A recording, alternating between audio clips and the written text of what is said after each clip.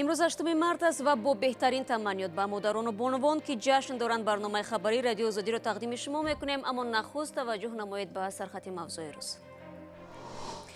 لحظه در انتظار با افتتاح گذرگاه مرزی ازدیام مردم سرحد تاجیکستان و ازبکستان را عبور کردند.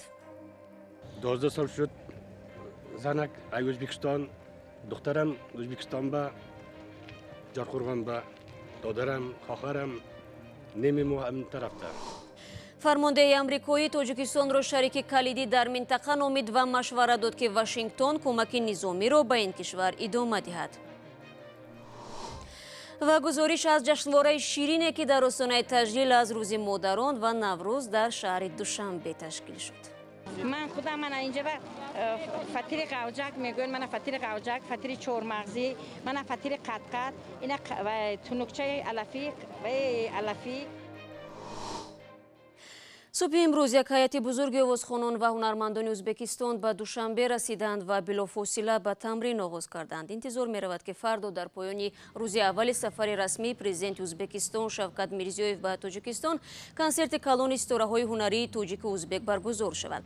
در آستانه سفر رئیس جمهوری ازبکستان الکی چندین گذرگاه مرزی میان دو کشور افتتاح یافت و ساکنان امکان پیدا کردند که برای 5 روز بدون ویزا به کشورهای همدیگر سفر نمایند. روز 7 مارد نیز در شهر توز گذرگاه سالهای زیاد بسته بوده را باز کردند و انبوه مردم به عودت یکدیگر مرز را عبور نمودند. ولی در همین حال تایید سفر و آرزوی کریم میگویند که خبرنگاری رادیوی آزادی را به این مراسم مهم راه ندادند. این مردم نه پناهندگانند و نه به جای میگریزند. به سمت گذرگاه گلبهار در مرزی تاجیکستان و ازبکستان شتاب دارند. به گذرگاه مهمی که ختلان و سرخندریا دو ولایت بزرگ را به هم میپیوندد. بعضی‌ها هیجانی شدند چون بعد از سالها عزیزانشان را میبینند. راه مکم بود که راه مکم بود، برای همین نرفتیم. هم شرایط نبود و چی بود، زگرم پگرن بود، همه خیلی شرایط نداریم، برای همین نرفتیم. خواهرم هسته، دو تا خواهر هسته، شویم ده اکش هسته، ینگم هسته. گذرگاه گلبهار را 6 سال پیش با امر رئیس جمهور پیشین ازبکستان اسلام کریموف بستند. هزاران نفر از دیدار خویشاوندان خود چی در تاجیکستان یا چی در ازبکستان محروم شدند. روز 7 مارت با حضور رهبران ولایت ختلان و سرخندریا باز شد. خاله جان شما کجا رفتین؟ نصیب باشد در ازبکستان. ازبکستان میرین شما؟ کی را میبینید؟ وای آچم، خانه آچم. 12 سال شد زنک ای ازبکستان دخترم ازبکستان با جارخورغان با دادرم خواهرم نمیمو هم طرفته. رحمت که هر دو پرزیدنت مملکت همین دوست شده راه هوی کرده سیم و منتدار هستیم. حاضر خرسندم همش خرسنده. نبیره او طرفته. نبیره او طرفته. چند تا نبیره؟ نبیره بسیاره اونجا دیم. من که یاری جرام بسیار خش تورم همجا تویش را اومدیم آویه میبینیم. حالا این مردم حق دارند به مراجعت به سفارت و به گرفتن شناسنامه خارجی به ناحیه‌های مرزی ازبکستان برای 5 روز سفر کنند و یا برعکس ساکنان کشور همسایه به تاجیکستان بیایند. جانم میوه، من خودم اصل ازبکستان به تولد شدگیم. من همینجا آخون بابای کتک زمین به من تولد شدگه. گذرگاه گلبهار در شهر توس یکی دیگر از گذرگاه‌های مرزی است که در آستانه سفر شوکت میرزیویف رئیس جمهوری ازبکستان به دوشنبه باز می شود. رو می‌آوریم به موضوعهای دیگر. هفته گذشته فرمانده اتحاد کلی نیروهای مسلح آمریکا گنرال جوزف ووتل گزارش خود را مربوط به ایران و تروریسم و چالش‌های امنیتی در خاورمیانه نشر کرد. ووتل از جمله در این گزارش گفته است که روسیه به طور افزاینده به نفوذ آمریکا ضربه می‌زند. گزارش مذکور و همکارم عبدالله اشورов مورد آموزش قرار داد و حالا در خط با ماست. عبدالله می‌توانید درباره محتوای گزارش به ما معلومات بدهید چون گفته می‌شود در آن به موضوع تاجیکستان هم داخل شده است.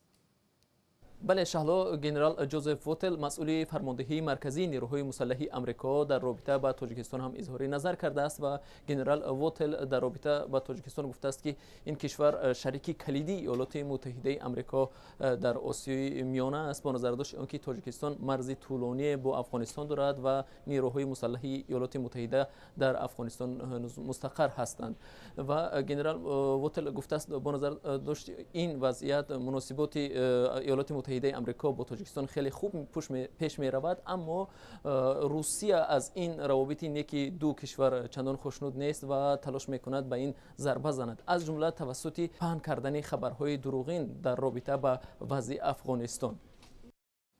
عبدالله тавре гуфтед генерал Вотел дар мавриди дурӯғпароканиҳои Русия дар бораи вазъи Афғонистон ишора кардааст. Оё дақиқан маълум аст ки генерал кадом хабарҳоро дар назар дорад?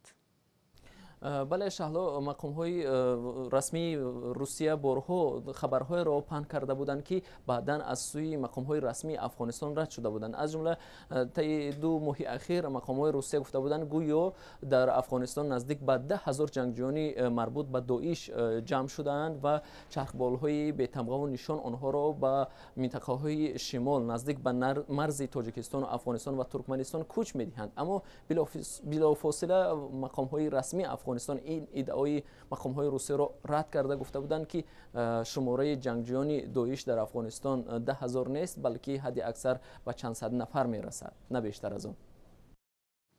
با تشکر از عبدالله. تفصیلات بیشتر درباره گزارش جوزف ووتل در سامانه ما cw.azadi.org دسترس است و شما میتوانید با آن در آنجا آشنا شوید.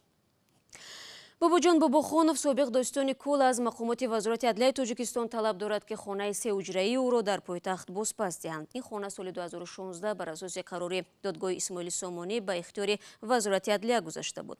Бобоҷон Бобохонов рӯзи 8 март дар суҳбат бо Радиои Озодӣ гуфт он вақт мақомоти додгоҳ хонаро ҳамчун дороии писари маҳкумшудааш сабт карда ба вазорати адлия доданд, дар ҳоле ки ба иддаои ӯ ин хонаро дар замони додистони кул буданаш харидааст. Бобохонов мегӯяд барои исботи ин ки хона моликияти уст то ба ҳол ба натиҷае нарасид, вале аз он даст кашиданӣ нест. Бобоҷон Бобохонов 10 сол аз соли 2000 то 2010 додистони кулии Тоҷикистон буд. дар ҳоле ки саноатҳои азими ҷаҳон тадриҷан аз истифодаи ангиш даст мекашанду ба навъҳои модерну камзиёни васоили энержӣ рӯ меоранд, дар Тоҷикистон баръакс тамоюл ба бозгашт аст. феълан ҳудудан 200 корхонаи сесолӣ дар ин кишвар бо ангишт кор мекунанд ки тахминан 3/1 кулли чунин корхонаҳоро ташкил медиҳад. вале рақамҳои баланди сесолотӣ барои сокинони оддии кишвар, онҳое ки дар наздикии корхонаҳои саноатӣ зиндагӣ мекунанд, мояи хушнудӣ нест. чаро? дар гузориши ҳамкоронамон аз настоящи время می‌بینیم. هوای این منطقه اهالینشین واقع در کناره دوشنبه دایم غبارآلود است. محله خوجنبیا در بین کارخانه سمنت و مرکز برق و گرم‌دهی واقع می باشد که سال 2012 از جانب چینی ها و گویا با تجهیزات معاصر ساخته شده بود. هر دو شرکت با انگشت کار میکنند. چه ما ماشینم چنگ میشه که از متت داریم. تیت هم تیت هم چنگ میشه و کم کم دام. چرا ایجاد داره؟ اون با چنگ اون کلام شده. چنگ هست. چنگ هست. همه جو هست. شب زودتره. شب زودتره. حامیان محیط زیست تاکید میکنند که استحصال سمنت بسیار ضرر آور است و کشورها سعی میکنند تولید آن را به خارج برارند. در 4 سال اخیر استحصال سمنت در تاجیکستان 5 برابر بالا رفته است. اگر قبلا تاجیکستان سمنت را از خارج وارد میکرد، سالهای اخیر برعکس آن را به کشورهای همسایه صادر میکند. در کمیته حفظ محیط زیست پرتاب ماده‌های ضررآور به هوا را تصدیق میکنند، اما میگویند آلودگی از معیار موافق شده اکولوژی زیاد نیست. برای استفاده طبیعت مبلغ‌های معین، یعنی پرداخت اکولوژی معین شدگی است، مقرر شدگی است و همه ابیکت هایی که به محیط زیست تاثیر منفی میرسانند آنها از روی دستورالعملی موجوده، دستورالعملی که وجود دارد برای حساب کردن پرداخت این کارخانه از روی نمود تاثیر با مقامات حفظ محیط زیست پرداخت اکولوژی میسپارند. سالهای آخر کارخانه‌هایی که در جمهوری تاجیکستان بنیاد شدند آنها با تکنولوژی زمانوی وارد شدند و ҳангоми ченкониҳои инструменталӣ аз меъёр зиёд партов дар минтақаи муҳофизати санитарии ин корхона ба қайд гирифта нашудааст. аммо бо ин ҳам экологони мустақил ба безарар будани ин нави истеҳсолот шак доранд. онҳо мегӯянд агар чунин мебуд, чин аз ин гуна ширкатҳо халосӣ намеҷуст. ба гуфтаи экологҳо, онҳо барои ташхиси таҷҳизоте ки дар ширкатҳои мазкур насб шуданд, иҷозат надоранд. ба мо касе намегӯяд ки ин чӣ гуна таҷҳизот аст ва он аз куҷо ворид шудааст. ба мо мегӯянд ки ҳама чиз хуб аст, вале ягон ҳисоботи дақиқро пешниҳод наменамоянд. яъне амалан ҳамаи мо медонем ки чин аз ин истеҳсоли олудааш даст мекашад ва онро ба кишварҳои дигар интиқол медиҳад. гузариши саросарии иқтисодиёти кишвар ба ангишт ба он маънист ки эҳтимол то 40 соли дигар дар Тоҷикистон сӯзишвории олуда истифода шавад. ин раванд метавонад оянда барои муҳити зисти тамоми кишвар фалокатбор бошад. ақиб намондан аз трендҳои ҷаҳонӣ хеле муҳим аст ва кишвари мо низ созишномаи зистмуҳитиро имзо кардааст. меъёрҳои муайяне вуҷуд доранд ки мо бояд онҳоро дар назди ҷомеаи ҷаҳонӣ иҷро кунем. боло бурдани иқтисодиёт аз ҳисоби истифодаи ангишт ба ин талабот мухолифат мекунад. бо ин ҳама истеҳсолоти саноатӣ дар Тоҷикистон рушди бемайлон дорад. феълан барои мақомот масъалаи дараҷаи аввал на экология, балки таъмини аҳолӣ бо ҷойҳои корӣ аст. дар ин қисмати барнома меравем ба суроғи мавзуначорӣ ва ки 6 соли пеш барои Тоҷикистон дар бозиҳои тобистонаи Олимпия аз майдони бокси Лондон медали биринҷӣ овард. ҳамкорам Искандари Фирӯз аз ин варзишгари 24 сола ки ҳамзамон вазифаи давлатӣ низ дорад дар бораи фаъолияти имрӯзааш пурсид. аз варзиш дур шидам, бо тарбия ба шогирд овардам. шогирдон доред? бале, шогирдони ман тавонистанд дар чемпионати Осиё ҷоизадор шаванд, дар чемпионатҳои ҷаҳон ҷои панҷум гиранд ва худо кунад ки солҳои наздик боз мавзуначорӣ барои дида метавонам. яъне мавзуначорӣ на? бале. вале худ дигар танҳо мураббӣ мешавед? бале, ман имрӯз ки ҳам мураббӣ ҳастам ва ҳам мудири шӯъбаи варзиш омодагӣ ба бозиҳои олимпӣ дар кумитаи миллии олимпӣ кор мекунам. ҳамзамон мавзуначорӣ ва ҳозир шуд ки дар бораи зиндагии хонаводагиаш низ қисса кунад ва шакли комили ин мусоҳибаро шумо метавонед дар сомонаи мо www.ozodi.org ва озоди видео ютуб пайдо намоед. як рӯз пеш аз таҷлили рӯзи модар дар шаҳри Душанбе ҷашнворае баргузор шуд ки ширкатдоронаш ҳам занону модарон буданд. дар ҷашнвораи ҷумҳуриявии кулчақанд ва нон ки рӯзи 7 март сурат гирифт, 10 нафар катбону аз тамоми гӯшаҳои кишвар ҷамъ омаданд. ҳамкорони мо ҳам ба ин ҷашнвора рафтанд. кулчақанди атласӣ ва ё гулдузӣ, тоҷи исмоили сомонӣ ва рамзҳои дигари миллӣ. рӯзи 7 март дар Душанбе метавонистед ин ҳамаро бичашед ва дар ҷашнвораи ҷумҳуриявии кулчақанд лаззатбахши хонимо. аз тамоми гӯшаҳои кишвар катбониҳо инҷо буданд. ман имрӯз мо маҳсулоти чапотию гирдачаву кулчаву ино аз шаҳри Турсунзода овардем барои пешкаси мардум. дар ин ҷашнвора бар иловаи навъҳои гуногуни шириниву кулчақанд, нонҳои рангорангро ҳам ба намоиш гузоштанд ки бонувони тоҷик дар таҳияи онҳо бисёр моҳиранд. من خودم اینجا با فطیر قوجک میگوین، من فطیر قوجک، فطیر چهارمغزی، من فطیر قطقط، اینا و تنوکچه علفی من این قلمه گرفته اومدیم.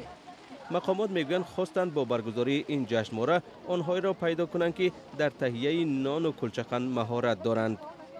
و هدف از تشکیل و گذراندن چنین آزمون‌ها این دریافت کدبانوهای بهترین و معرفی نمودن هنر اصلی کدبانوگی زنان تاجیک، مادران تاجیک میباشد. باران و هوای تیره هم نتوانست مانع آمدن مهمانان شود که شیفته این همه شیرینی و نانهای گوناگون شدند. اینها منبع مخول است، کلچقندهای زیبا. مثال هر یک نمودهای مثال که ملی خودمون را مثال یکم بار در این رکلامه ها من دیدم. یکی از مهمانان نامبسر در جشنواره کلچقند لذت بخش خانما هم با استفاده از فرصت خواست از طریق رادیوی آزادی بانوان تاجیک را با روز مادر تبریک کند و این فرصت را به او دادیم. همه مادران به ایدی بها تبریک و مبارک بود گفته در کارهایشان موفقیت‌های نو و نو آرزومندم.